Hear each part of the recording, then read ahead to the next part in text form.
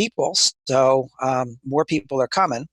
Let's but let's go. It's being, oh, let me enable the recording again. Have to remind me because I don't want to record the froth in the beginning, whatever that is. So, okay. So we're recording, we're live. Hi, everybody. Welcome to day 2 of this great experiment. We have a couple of announcements. Whoops, not supposed to do something. We have a couple of announcements. One is I've been graciously added another TA to the staff, Patrick Render. So we've got a few more resources. We're looking at the whole issue of scheduling sections and after hours section and stuff like that. We're going to try to, we have a TA status meeting later tonight, so we will work on those. Your section and TA office hour stuff starts tomorrow, and homework 1 is released. So we're making some progress here. Okay, let's go back to where we were, where we started off last class. Basically what I tried to do was talk about relational databases. The terminology Dan Succi uses is relational model. I did see that some other places. That was really unfamiliar to me, but okay. So that type of database, and as I mentioned, there are a bunch of other types. Relational databases were first available around, I don't know, about 1980. Before that, there were other kinds of databases that people used. Hierarchical, codicil. They might be in your chapter 1 of the book, some sort of reference. But when relational databases came in, they kind of squeezed out a lot of the other ones. They're very much the dominant one today, but there's a whole lot of interesting things going on, and we'll start to look in some of those directions towards the end of the class. So relational model, we said, one of the things that they implemented was basically something like relational algebra, and we talked about that. And we introduced SQL, the query language. Now, in the class, SQL has been phenomenally successful, and even databases that are not, these days, databases that are not strictly relational and have what they call NoSQL, not only SQL. They found that in order to survive, they need to implement some form of SQL queries. It's because it's kind of logical. It's people know how to use it, and you are going to easily know how to use a good subset of the SQL language by halfway through this class. It is very logical. You select, and you tell them, you specify what columns out of the table that you want, and of course you have to tell SQL where you want to get that data. That's relation 1, relation 2, whatever.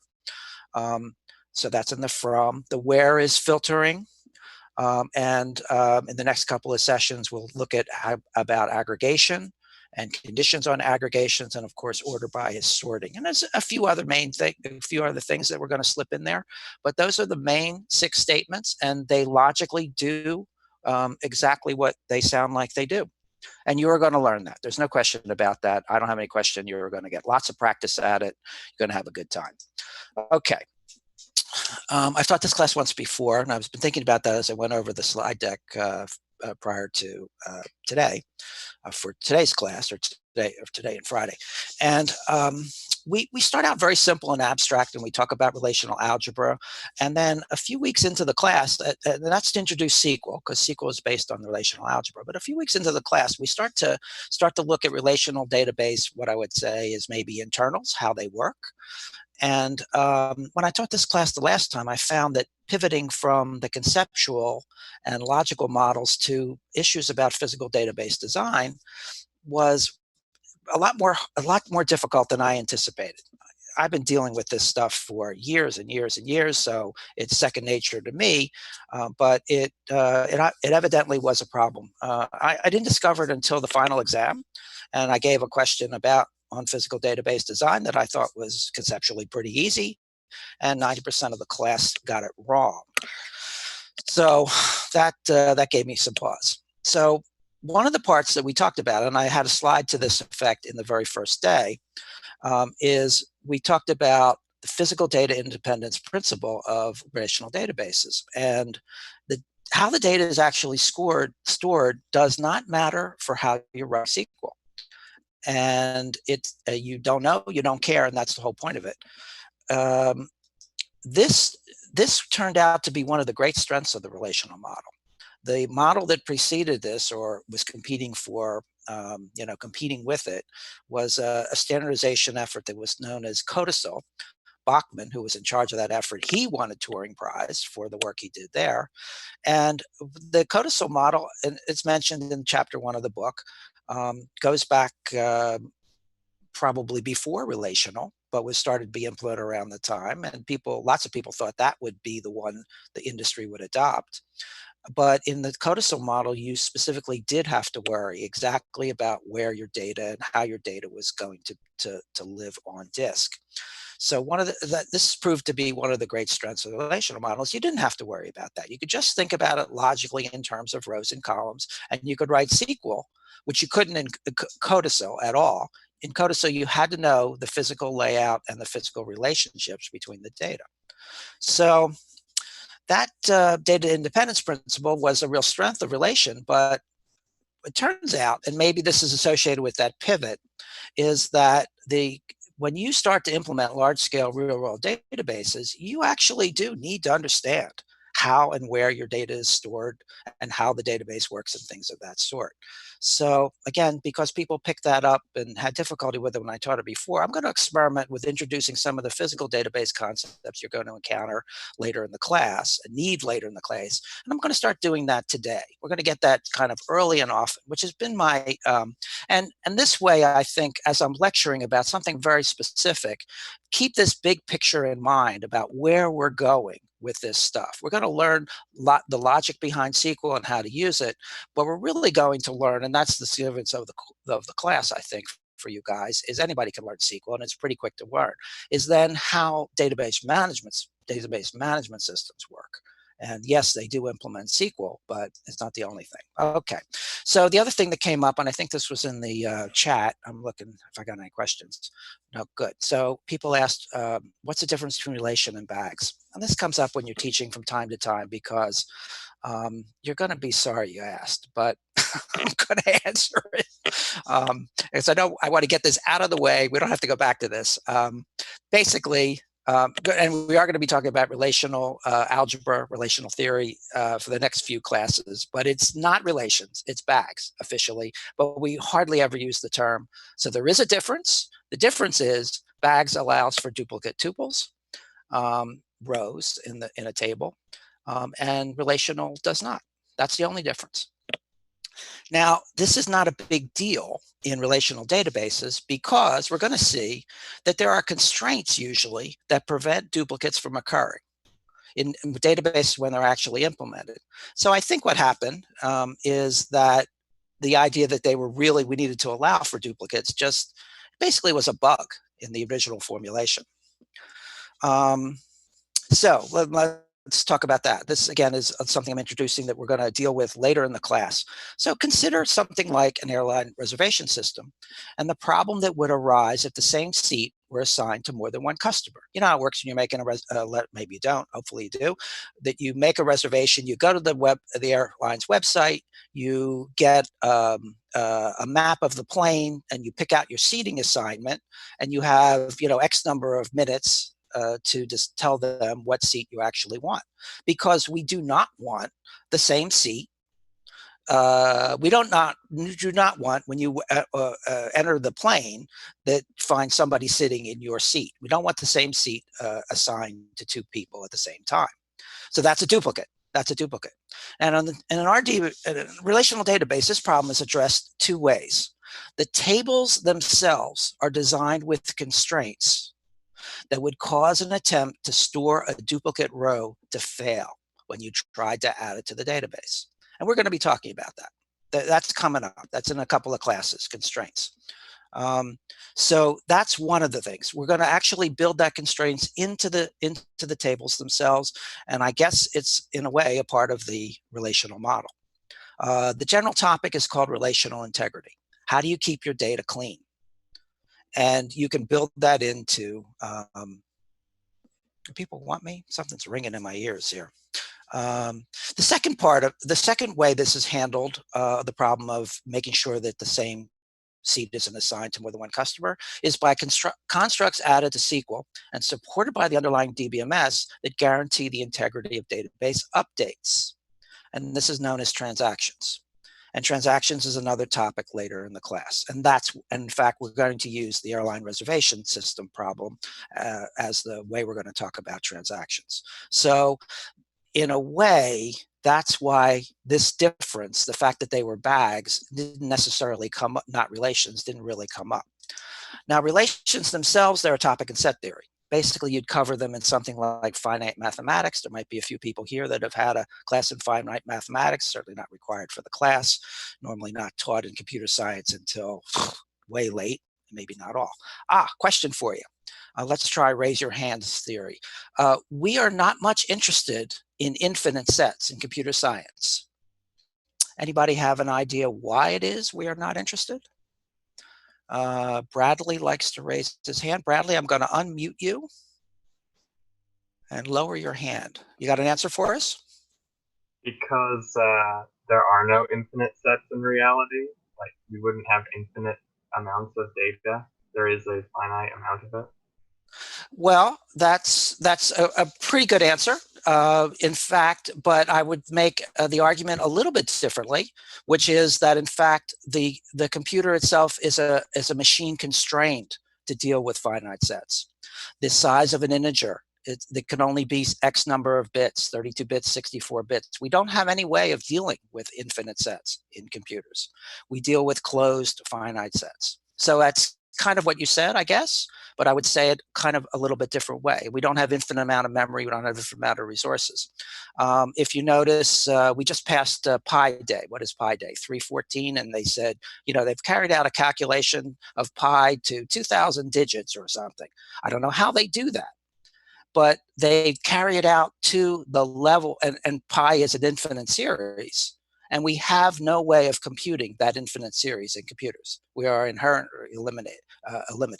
Okay, so that's kind of my answer to that. But thank you, and raise your hands seems to work pretty well. I'm going to Carmen. Did you want to add something to that? You lowered your hand. Okay. All right. Okay. A lot of things for me to look at here. Okay, so we're not interested in infinite sets. We're interested in finite sets and finite mathematics, and that's where relations were a hot topic. Set theory itself was a hot topic, early 20th century mathematics. I don't know, again, whether you guys studied any of this, but we had an effort in early part of the 20th century that was the effort to build up the foundations of mathematics from set theory and first order logic.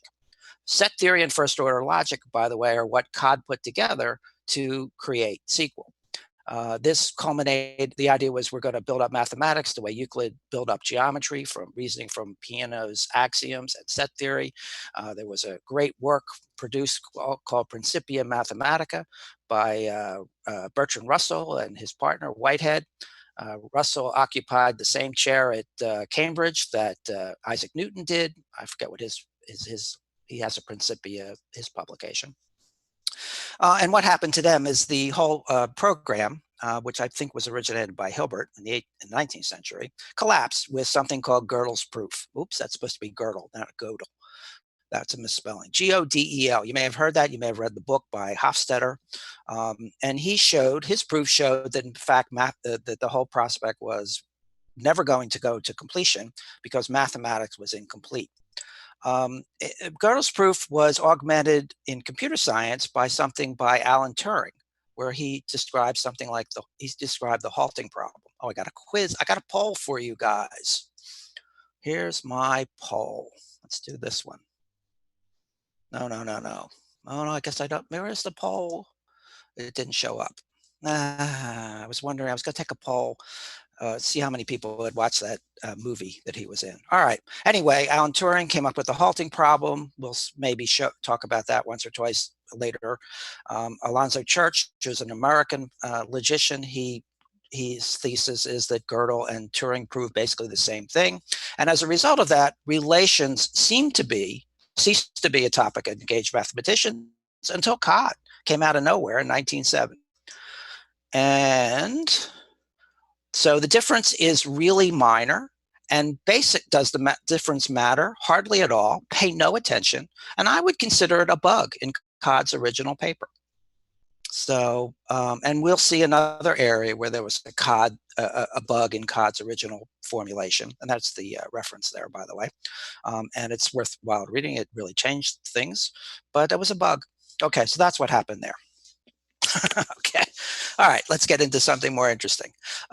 So we talked a little bit about last time about what a database management system is. We said it was a large set of complicated set of software programs. They are large, complicated. We're only going to be able to scratch the surface of them. We talked about some major databases. As I said, we're going to focus on relational. And I'll tell you what I'm going to do is I'm going to show you a database. Let me do a demo for you to just, again, introduce some of the things that we're going to be looking at. Why doesn't this screen move? So the database we're going to be looking at here, we're looking at Edge or whatever this is. The database we're going to be looking at is from an app called webscore.com. And as you can see from their homepage, they've got all kinds of races, race results, different kinds of races, bicycling, skiing, whatever they are. People keep track of this. They keep track of their times automatically. They have lots and lots of stuff. And here they go. And this is something about the size of it. And okay, and they make a little money out of this, I believe. So think about that app for a minute, if you will.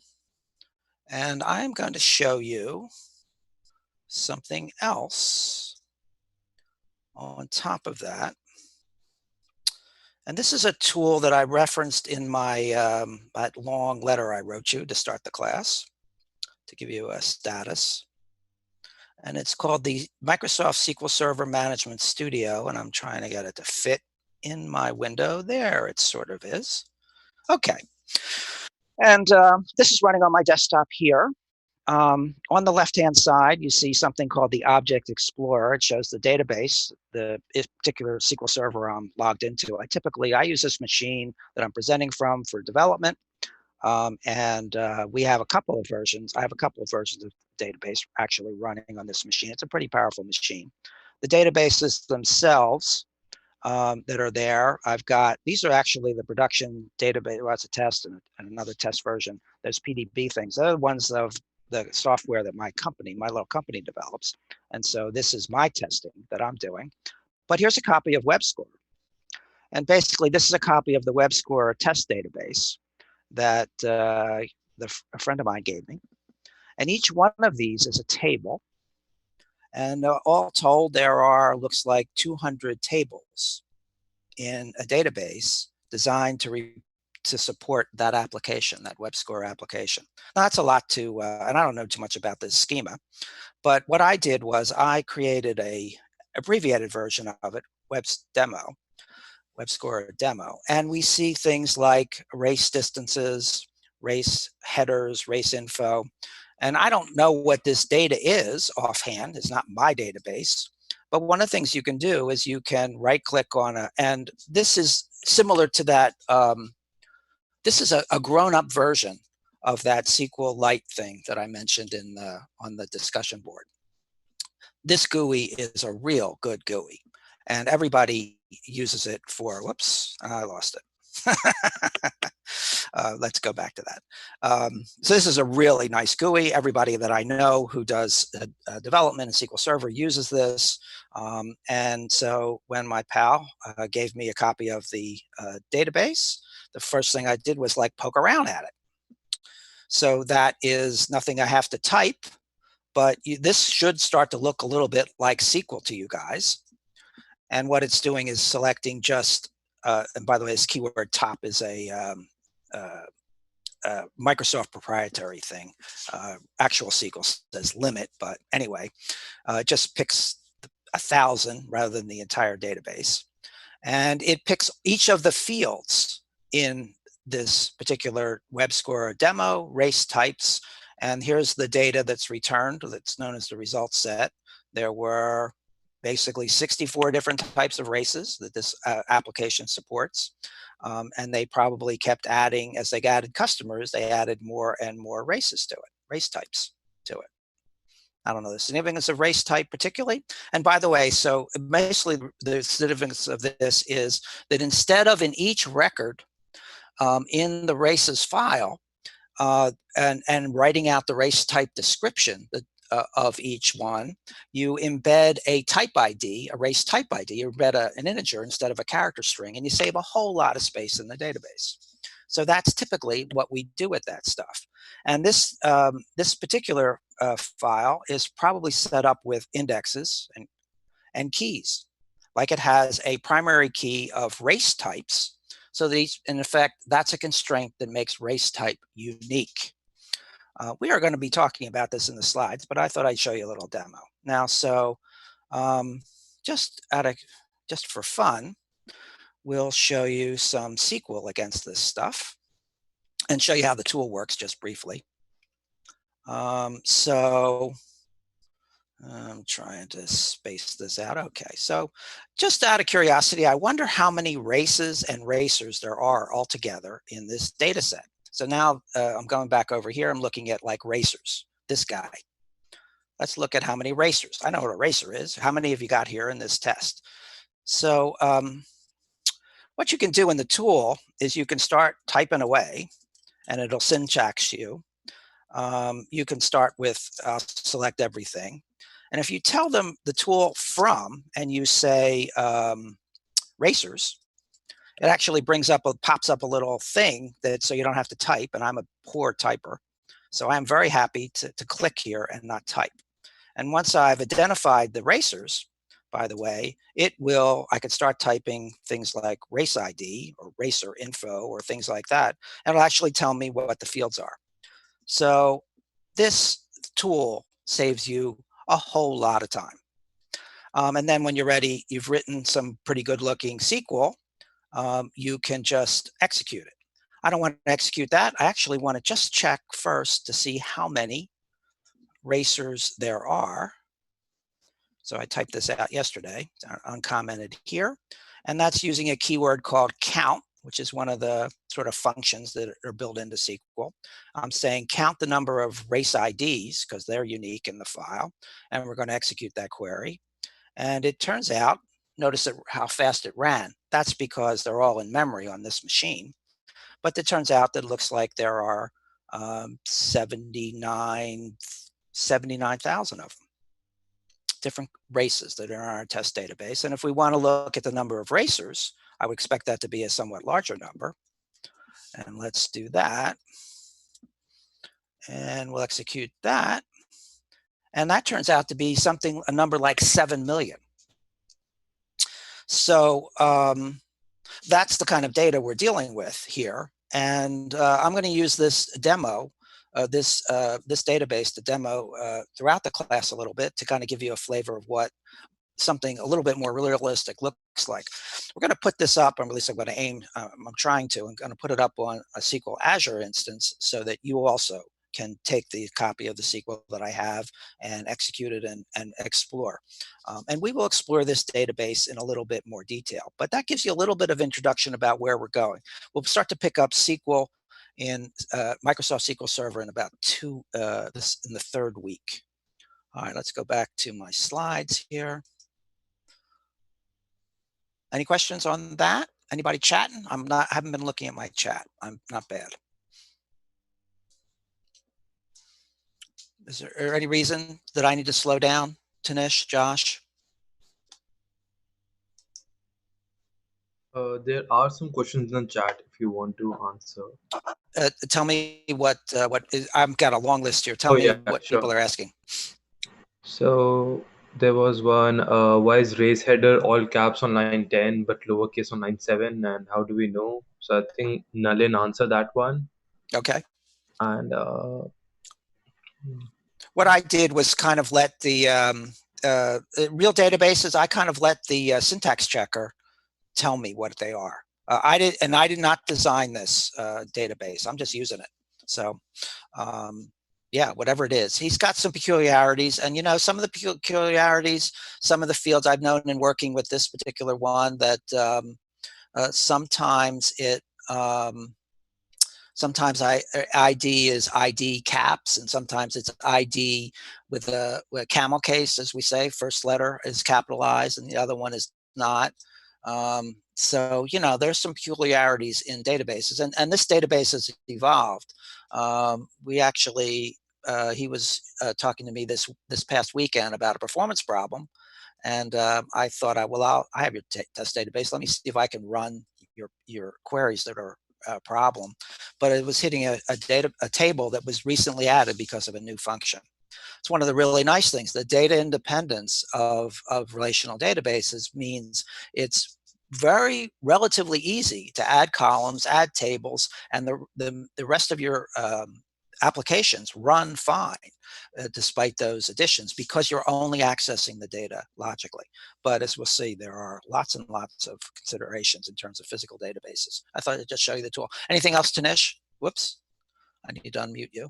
No, so there are a lot of questions who are just like kind of confused because I think you are showing the demo in Windows and most of them are using Mac OS. So they are Okay. asking like for like different alternatives or like what to do. Yeah, I think I've outlined that stuff. Go back and read the memo that the note I sent out on Sunday about where this tool is, where SQL Server lives, and various alternatives. And for you guys who are running on a Mac or Linux desktop, there's a version of this tool if you install VS Code and the MS SQL extensions, and that's in the it's in that thing. We have a phrase for that in the software business. It's called RTFM. That's why I spent time to write that, guys. So it is documented. If you go back, and I'm not going to document it again, just point you to the doc if you don't mind. Anything else, Tanish? I think that's pretty much it for now. All right, good deal. And you don't need to know that yet. We will get there. We will get there, guys. Okay, so I think I'll pass on this. I think I've kind of discussed this. The scenario is here we've got a $50 gift certificate that's going to Alice. She orders this book. Bob is ordering this book for $25. She for $20. Does the order in which those things matter, and does the database care? I guess is the point of this. It's not my particular. But the question is, how much money is left? And well, what if Bob's book costs $40? Well, then the order would matter in which they are going to be done. Bob can buy his book, but only if Alice doesn't buy a book. Quite understandable. So these are the kinds of things that we mediate in our application. And there's the whole point of this example, which is not a great example, is that there's a single $50 gift certificate that here I am at Amazon that I'm debiting. And yes, the order may matter, and I can't debit both of them. I have to actually serialize the order of them. These are concurrency issues. What happens if the system crashes? Well, this is what also database management systems do, is they make sure that the data in the database can be recovered, and requests, transactions that have not finished, that are still pending, can be rolled out and rolled back, and so the database can be returned to a previous state where it has integrity. And that's why when a crash does occur, sometimes it takes a long time to bring the system back, a relatively long time, because the database is unwinding things that were in flight. And these are all issues that we will be covering in the class. And that's why these issues are important. We're not going to get there yet, so I'm not going to go answer a bunch of questions out of there. Again, I'm trying to show you a big picture of where we're going. Another issue is, how do you build something like an HR system that allows Alice to see only the personnel data for her team, like salary data? Salary data is very, very private in most companies. So we can put constraints, we can put rules in the database or in the queries against, it's called row level security, that basically enforce the fact that Alice can only see a certain subset of the data, a subset of the data that is related to the people that work directly for him. Again, these are one of the functions that are done in the database. That's kind of beyond the scope of this course, but DBMSs do that as well. So these are some of the things that databases does. This is the same list I showed you before. I'm just copying slides here. All of these things are important. We are not going to do that much in the area of data security and integrity. Well, data integrity, I guess, another issue that you have often as data scientists or people that want to move in that direction is cleaning the data.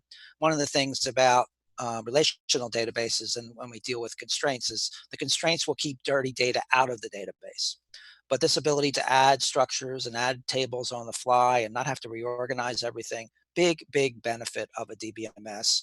And again, if you start thinking about a small little app like that, a relatively small app in the scheme of things, and there's 200 database tables. The database design is extremely complicated.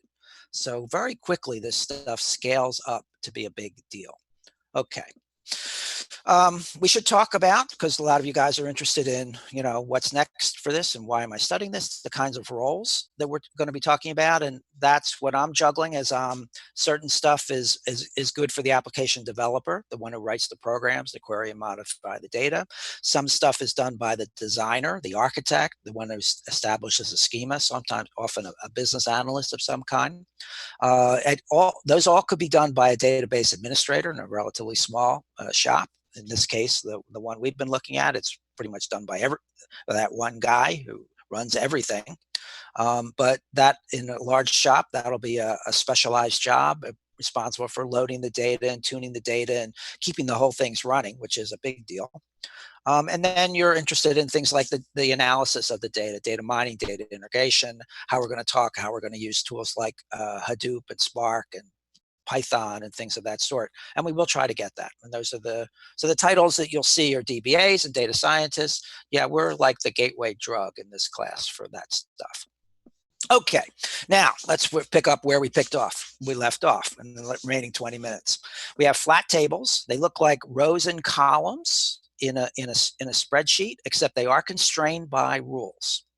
We have a table, also known as a relation. The table contains a set of columns, also known as attributes or fields. And each row of data is, in relational terms, a tuple, or it's a record if you're dealing with it physically. And we didn't discuss this yet, but basically this is a hunk of, whoops, I didn't expect to do that.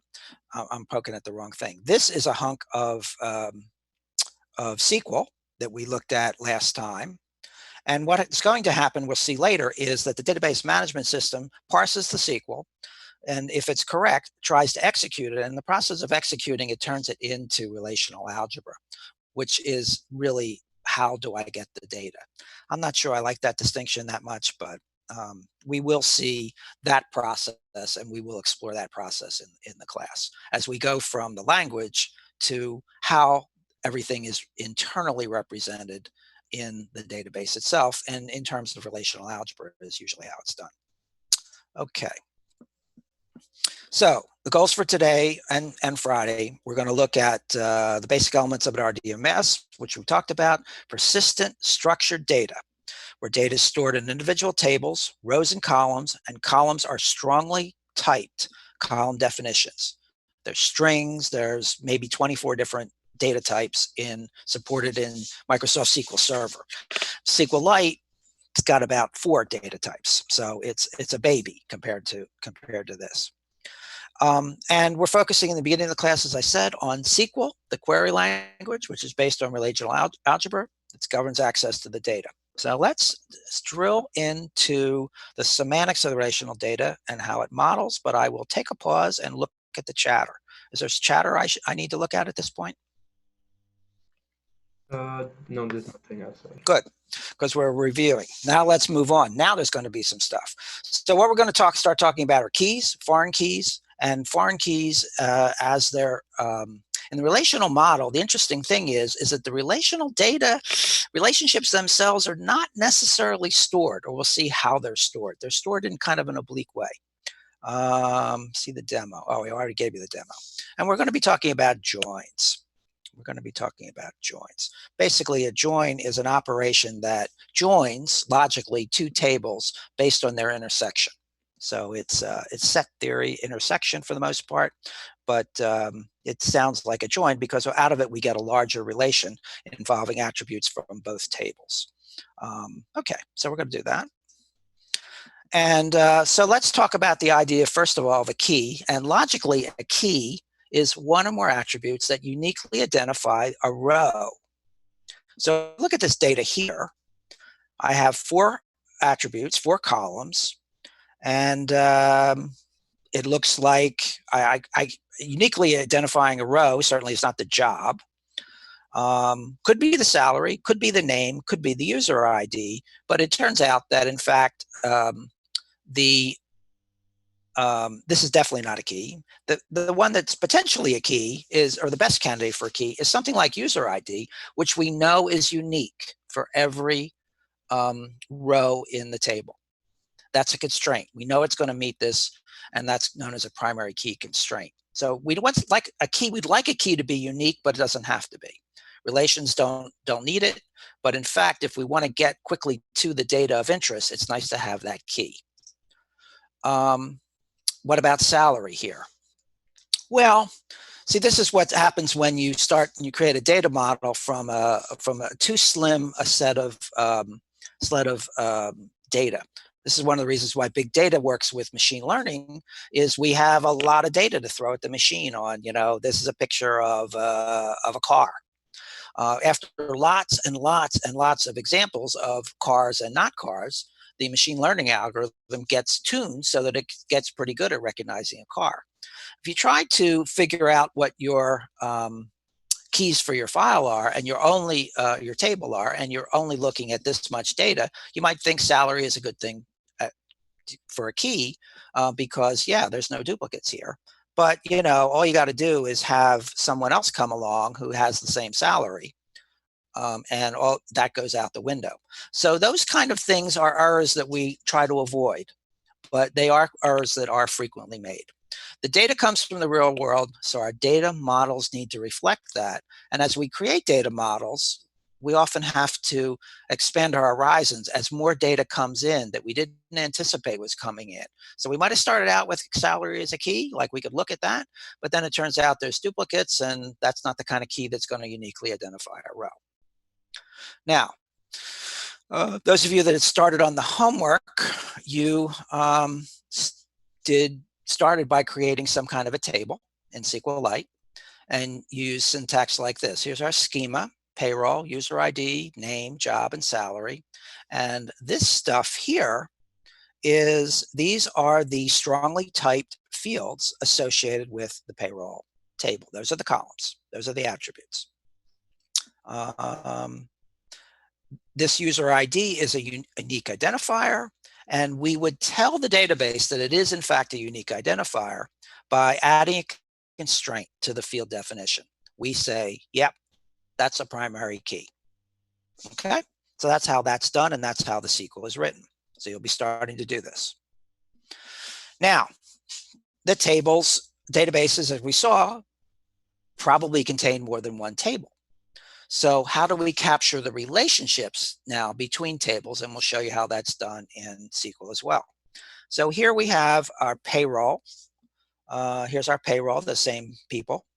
And we're apparently keeping track of what cars they drive, because this is important in the parking application or something like that. So we see that we've got a payroll, and we've got user ID, name, job, and salary. And over here in registration, we've got user ID. And I'm kind of suspecting that user ID refers back to the user ID in the payroll file, in the payroll table. And when a key like that, a key to another table is embedded in this table, that's known as a foreign key. And it's an explicit reference. It's an explicit reference to a relationship between those two tables. These two tables are now related because they have this common column. And in fact, there are only values in this column of user ID that are contained over here in the payroll table, kind of the master table. That's another one of these constraints. So that's known as a foreign key. And let's look at the SQL for that. Just to say, so the foreign key definition we want to use is one or more attributes that uniquely identify a row in a different table. So that's how we do relationships in the relational model. It's kind of an obscure way. Sometimes you can represent the relationships directly, and it helps. Is the user ID, because it shows up here, a valid foreign key? No, because it's a primary key here. Okay, so that's the difference. When it's some other table that you're referencing, then it's considered a foreign key. So no. Okay, now we saw this bit of SQL before. Create the table, payroll, user ID. It's an integer value. It's a primary key. Over here, we also have a field name, user ID. It's an integer. How do we establish that relationship? We specifically say it references the payroll. And this tells SQL there is a field name user ID that we're over here referencing. We can also reference a field in the payroll table that's not named user ID. If we can call this, we might call this something different. But in fact, it's customary to use the same key name. It's just helpful and clearer when you're writing your SQL. Okay, any questions about that? Any chat on that, guys? No, they're both not, I see asking about them both being foreign keys. No, the foreign key refers to, just go back to the definition here. Oops. It's attributes that uniquely identify a row in a different table, referencing that table's primary key. That's a foreign key. Okay? And that is how we actually do relationships for the most part in relational databases. We create keys in one file and we stuff those keys into another file that we have that relationship with. In this case, the registration table with user ID and car. Are you going to get that? Actually, when you practice this in SQLite, I'm sure you'll get it. That's how. Other questions? Yeah, another question that somebody had earlier was, can there be a table that does not have a key? Sure. Okay. Yes, the keys are there to help. These constraints help you, and they help you in joins. They help you in joins, and they help you in the foreign keys. Referencing primary keys really, really helps in joins.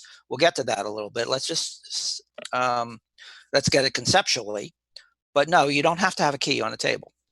Almost every reasonable database, though, does try to put indexes on their tables, because we'll see the physical aspects of them.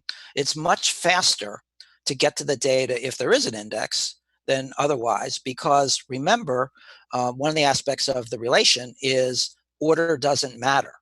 So in order to find a search operation, to find a particular record, row, sorry, you're going to have to potentially read through the entire table. So on average, half of the table, versus having an index using a primary key, as we'll see, you're going to get to that record, that particular row of interest, very, very quickly, and not have to read through the entire file.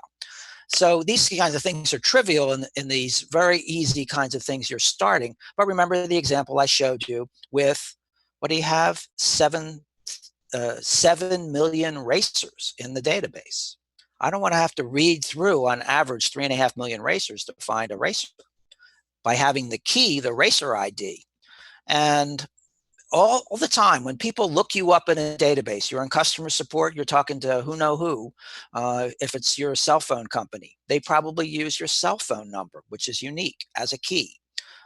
If you have a student number, that student number is used as a key to find all your data in the databases. So that's why we have these keys, these unique identifiers, and it just helps with lookup. It helps with joins. Does that kind of answer the question?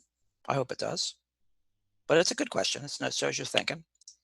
There are no bad questions. Okay, so that's the foreign key stuff I was trying to show you.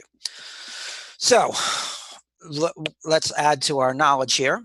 We've got a more complete view of the relational model. We have a database, which is a collection of tables. The tables themselves are flat. We can start to think about keys that uniquely ID rows. And we've got foreign keys that act as kind of a semantic pointer to a different table. And we still have this physical data independence. So just one more set of things, and we'll introduce joins. Joins, foreign keys then are explicit links representing relationships between two tables. If you have a foreign key, there's got to be, and it's a constraint actually, which we'll drill into. There's a relationship there. And joins are the set operations that combine data from multiple tables that have a relationship. So join, let's do a join. Okay, let's talk about it. So by the way, a syntax assumes whenever you specify in a from clause multiple tables, SQL is going to do a join of those two tables. Okay, I misspelled discuss there. Why didn't you catch that? Spell check. So we'll see SQL that does the C SQL, which is not how normally people write SQL. But we're going to start with the easiest concept, which is joins that are logically intersections of two relations. And that would be SQL that looks like this. Here is select, name, car. And name comes from this relation. And car is coming from here. And the link is based on the user ID being the same. The foreign key here, 123, is the primary key over here, and that establishes the relationship. So that's really all you have to tell SQL. You say from payroll, and we're giving it an alias. We're calling it P. And we're joining that with the register, whatever the name of that table is. And we're calling that table R. And we're telling the join to occur on the user ID field, the primary versus the secondary key. And when we execute that SQL against this database, we get the results that we want. Questions on that?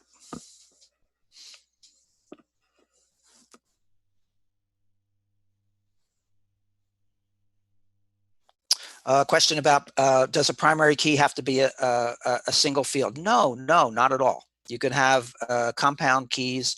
There are restrictions that are specific to particular databases. SQL Server's got some constraints around certain keys, like they have these varying character length fields, and they don't let you use them as keys. And we'll see the reason for that somewhat later. But there are certain kind of fields that are not. But most, you can have any kind of keys, and you can, and in fact, I think in SQL Server, if you don't invent a unique key, they generate one for you. So they can identify that particular row in their join operations for you. So no, it can be multiple. The foreign key could also be multiple. You might have to join on multiple things down on this on predicate. And I don't think we have time to go any further. So that's basically where we're going to stop today. You're going to be practicing this as you do your homework. We have sections starting tomorrow, and there's lots of opportunities to do more of that practicing. And I think as you start to work with this, it'll feel very, very logical, and you'll have a good feel for it. Any other questions that I can get? Yeah, there are a couple of questions in the chat. So, well, let's carry them on in the, well, unless you guys are going. Some of these we're going to get to, guys. So, and I don't really like this example. So for instance, if I were writing this, I would actually not use the join. I would just say where and make a condition on the join. And that's typically how it's actually written. And the join is implicit. So I would write this as from payroll, comma, regist, where payroll.userid equals r.userid. And that's the way we typically write SQL. And that where condition then can specify multiple columns, all kinds of conditions, because it's a more general kind of predicate. But in terms of relational algebra, join on is a legal legal bit of SQL syntax, but for most queries, it's not used. Okay. What else have I got? Can you constrain the loop to only look at a subset of a table? That's a very good question. We will be spending several weeks answering that question. But with something like the where clause, and that is part of the idea, and the idea of how the optimizer is going to execute this join. We're going to start on Friday, and we'll show you the simplest way any two tables can be joined. And I don't want you to get confused by it. The simplest possible way using relational algebra to join two tables. And we'll start with that, and that's known as nested loop semantics. So we can join any two tables that way, as long as they have something we can join on. However, we usually join on fields based on primary keys, foreign keys. And in fact, we'll see what we call hash joins physically, or hash joins or merge joins. And that's going to come up. We will come up. But we're going to show you something that always works, even without keys. But with keys, all of a sudden, things are very different. And keys are only important when you start to have a reasonable amount of data. It's like what you learned in data structures. You know, if I got an array and it's 50 items in the array, big deal. I can roam through it as fast as I want. But as my array goes to 50 million and it's not sorted and I have to look people up and things like that, it makes a difference. And it makes a difference in these data structures as well. These are essentially data structures on disk. Okay.